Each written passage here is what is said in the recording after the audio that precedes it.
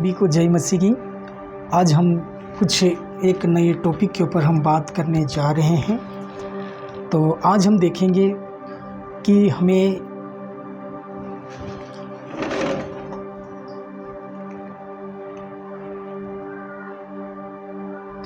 परमेश्वर का प्रचार हमें क्यों करना चाहिए। जो परमेश्वर ने हमें जो आज्ञा दिया है कि सारे जगत में जाकर सारी सृष्टि के लोगों को सुसमाचार सुनाओ, इसलिए हमें क्या करना है, सुसमाचार का प्रचार करना है। तो यहाँ पर केवल पास्टर ही प्रचार नहीं करेंगे, लेकिन हर एक व्यक्ति को प्रचार करना जरूरी है। हमें क्यों प्रचार करना है? क्योंकि बहुत सारी आत्माएं बचने पाए और हमारे प्रभु यीशु मसीह की एक ही इच्छा है, हर एक व्यक्ति को, हर एक मनुष्य को बचाना चाहता है। यूहन्ना 3:16 के अनुसार अगर हम देखते हैं तो वहाँ पर इस प्रकार से हम पढ़ सकते हैं। प्रेरितों के काम उसके शायद 2 अध्याय ऐसा कुछ लिखा है। वहाँ पर इस प्रकार से हैं कि पतरस इस प्रकार से प्रचार करने लगा कि जिस यीशु को तुमने क्रूस पर चढ़ाया गया है वही हमारा उद्धार करता है। तो बहुत सारे लोगों ने पश्चाताप किया, मन फिराया और 3000 से भी अधिक लोगों ने यीशु मसीह पर विश्वास किया। इसलिए हमें प्रचार करना है। पहली बात है, पापों से मन फिराने के लिए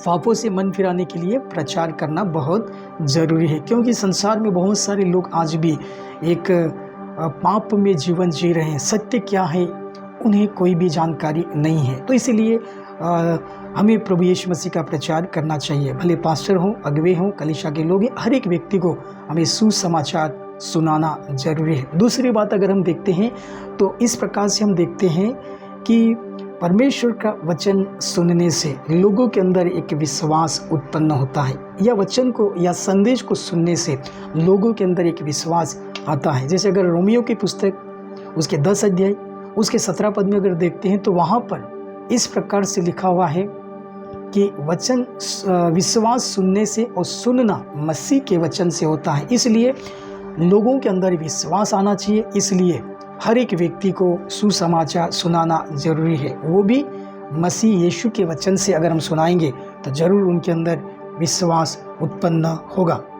तीसरी बात देखते हैं। पहली बात में हम पहली बातों को हमने देखा कि पापों से मन फिराने के लिए, पश्चाताप करने के लिए प्रचार करना बहुत अनिवार्य है। दूसरी बात को हमने देखा कि इसलिए हमें प्रचार करना है कि लोग वचन को सुनकर या प्रचार को सुनकर लोगों के अंदर विश्वास आना चाहिए। रोमियो की पुस्तक उसका 10 अध्याय उसके 17 में हमने देखा। तीसरी बात को हम देखते हैं कि परमेश्वर के वचन को परमेश्वर का वचन हमें क्या करता है, शुद्ध करता है।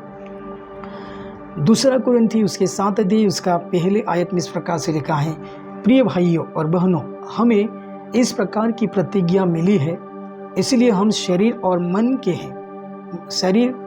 मन के हर एक प्रकार के करें और परमेश्वर पर श्रद्धा और भक्ति रखते हुए पवित्रता की परिपूर्णता तक पहुंचने का प्रयत्न करें।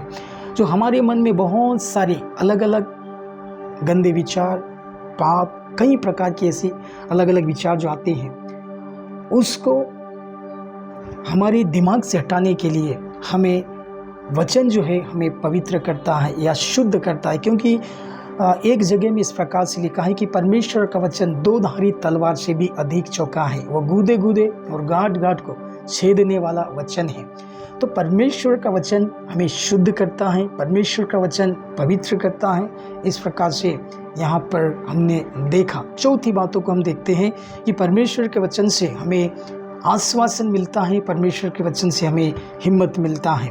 अगर जब हम परमेश्वर के वचन को जब पढ़ते हैं तो हमें क्या होता है, हिम्मत मिलता है। दूसरा कुरिन्थी उसके 5 उसका 13 में इस प्रकार से पौलुस यहाँ पर एक कहता है कि तुम सब परमेश्वर के पुत्र के नाम में विश्वास करते हो, मैं तुम्हें यह पत्र लिख रहा हूँ। पौलुस यहाँ पर एक पत्र लिखता है जिससे तुम यह जान लो कि तुम्हें शाश्वत जीवन प्राप्त हो। एक तुम आश्वासन के साथ में एक तुम अच्छा जीवन को जीते रहो। इसलिए वह पत्र लिख रहा था, एक लेटर लिख रहा था। पुराने ज़माने में अगर देखा जाए तो पहले मोबाइल नहीं था, तो इस हिसाब से उस समय में किसी को पत्र लिखा जाता था और उन्हें हिम्मत दिया जाता था। उसी प्रकार यहाँ पर भी चौथे आश्वासन देता है, परमेश्वर का वचन हमें हिम्मत बल देता है। पांचवी बातों को हम अगर पढ़ते हैं तो वहाँ पर इस प्रकार से हैं, परमेश्वर के वचन से हमें शांति मिलती है। अगर हम यूहन्ना की पुस्तक उसके 14 अध्याय उसका 27 में इस प्रकार से यीशु ने कहा, मैं तुम्हें शांति देता हूँ, अपनी शांति तुम्हें देता हूँ, जैसे संसार देता है वैसा नहीं, तुम्हारा मन व्याकुल न हो और न डरे। जैसे संसार हमें शांति देता है वैसी शांति यीशु मसीह नहीं देते हैं।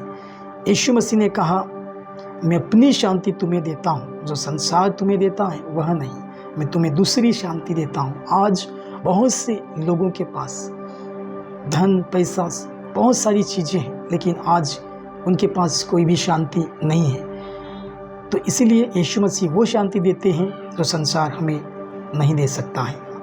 और पहला थिस्सलुनीकी के 4:18 में भी इस प्रकार से लिखा है कि आप इन बातों की चर्चा करते हुए एक दूसरे को सांत्वना दिया करें। आप इन बातों की चर्चा करते हुए एक दूसरे को शांति दिया करो कि यीशु मसीह आने वाला है, वह कभी भी आ सकता है, इसलिए हमें तैयारी रहना है। इस प्रकार से हम एक दूसरे को शांति दिया करें। हालेलुया। छठी बात को हम देखते हैं, ये लास्ट बात है, परमेश्वर के वचन से सत्य का ज्ञान होता है। जब हम परमेश्वर के वचन को जब पढ़ते हैं तो सत्य का ज्ञान हमें होता है।